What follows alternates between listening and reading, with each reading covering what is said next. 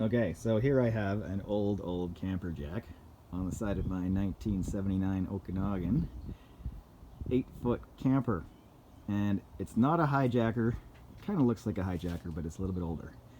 And I've got one that's leaking from between the ram and the end of the pipe here. So apparently they're not rebuildable, but we're going to take a zip cut and we're going to cut one apart and see what's inside. Okay, so here's the jack. It is sitting on some dunnage, and it looks to me like we're gonna have to cut this off here because this weld, I think, needs to be taken out. And then I think up here where the reservoir is welded on, we're gonna have to zip cut that off. And then I hope that the ram will be actually able to slide up and out. So let's give it a go. Okay, so we got that part zipped apart there, and then I had to use a hacksaw to get the rest of it, but now it's just ready to pull right out. So the reservoir is all one piece here. Might have to do a little weld repair to inside of there, but that's okay. We'll take off the bottom of the foot and it should pull right out. Okie dokie. Well, we got the foot disconnected from the sleeve, but now we got to get the foot off the shaft. And there's a weld down there we got to grind out. See you in a minute. Okay, we got the end off. There it is down there on the ground. And now we can see that this here is probably where our seal is going to be inside of here. And I'd rather mess with this than mess with this end because that's going to get hot if we have to re-weld that. So we're going to see if we can zip cut this little end piece off and see what's inside. And there we have it, folks. The unbuildable camper jack, or unfixable camper jack that's now going to get fixed. So this was on here and we excavated the weld off. Boom. Inside of there, you can see that's where the O-ring sits, down inside that groove right there with the plastic washer on top of it. Here's the O-ring.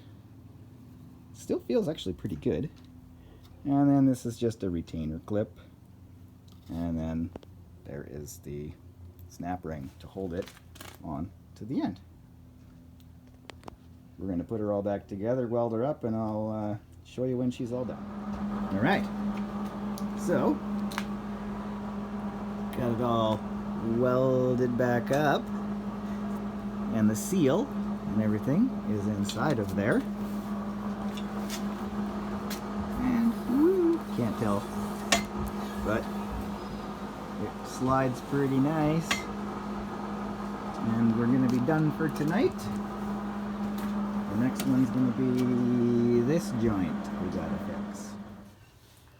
Okay, so we filled the old camper jack up with some hydraulic fluid, and we've got the release pressure on there,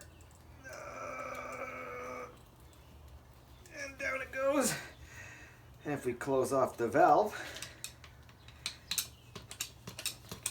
we can jack it up.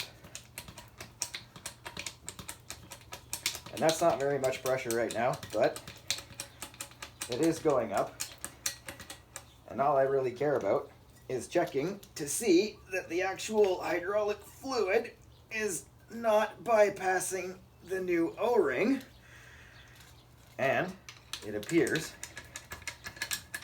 that is not.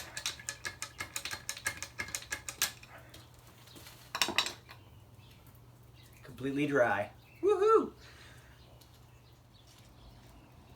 Okay, so we've got the end welded back on here, and we've got the foot all welded back on here, and on the bottom of the shaft. So she's ready for some paint, and we'll throw her back on the camper.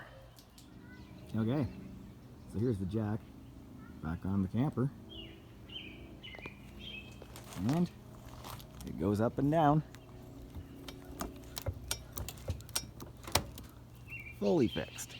I'll just release that, set it back down on the sawhorses. There you go. The Un-Rebuildable Camper Jack. It's totally rebuilt and works fine. My local RV dealer quoted me $1,100 for 2 jacks, and you have to buy them in pairs at $550 for this 1979 Okanagan camper, which I think is ridiculous, especially since it cost me about 5 hours total to get these things ripped apart, rebuilt, and all it is an O-ring. Anyways, if you need more information, send me a message on YouTube here, and I'll see if I can help you out.